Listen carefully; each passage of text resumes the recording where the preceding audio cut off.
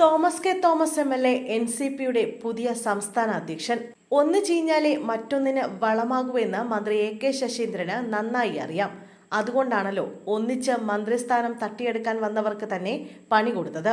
മന്ത്രി AK ശശീന്ദ്രന്റെ പിന്തുണയോടെയാണ് PC ചാക്കോയെ രാജിവെപ്പിച്ച party തലപ്പത്ത് Thomas എത്തിയത് എന്നത് ശ്രദ്ധേയമാണ്.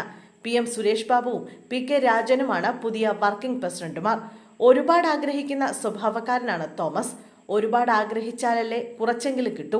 ചുരുങ്ങിയ കാലം കൊണ്ടാണ് തോമസ് കെ തോമസ് പാർട്ടിയുടെ ഉന്നത പദവിയിലെത്തിയിരിക്കുന്നത്. സഹോദരനായ തോമസ് ചാണ്ടിയുടെ മരണത്തോടെ പിൻഗാമിയായി കുട്ടനാട് മണ്ഡലത്തിൽ നിന്ന് തന്നെ വിജയിച്ചു വന്നപ്പോൾ മുതൽ മന്ത്രിക്കുപ്പായമാണ് സ്വപ്നം കണ്ടിരുന്നത്. പാർട്ടിക്കുള്ളിൽ 3.25 വർഷം ഇതിനായി പലതരം ചരടുവലികൾ നടത്തി. അന്ന് ഒപ്പമുണ്ടായിരുന്നതാകട്ടെ ഇപ്പോൾ കസേര നഷ്ടപ്പെട്ട പ്രസിഡന്റ് PC ചാക്കോ. പാർട്ടിയിലെ സ്വാധീനക്കുറവും ശശീന്ദ്രന്റെ തലവരയും മുഖ്യമന്ത്രിക്ക് തോമസിനോടുള്ള അവമതിപ്പും കരുനീക്കങ്ങൾ ഒന്നൊന്നായി പാളിപ്പോകാൻ കാരണമായി. ഇത് കാരണം AK ശശീന്ദ്രനെ താഴെയിറക്കാൻ PC ചാക്കോയുമൊത്ത പാർട്ടിക്കുള്ളിൽ പരസ്യ കലാപം നടത്തിയിട്ടും കരയ്ക്കടുത്തില്ല.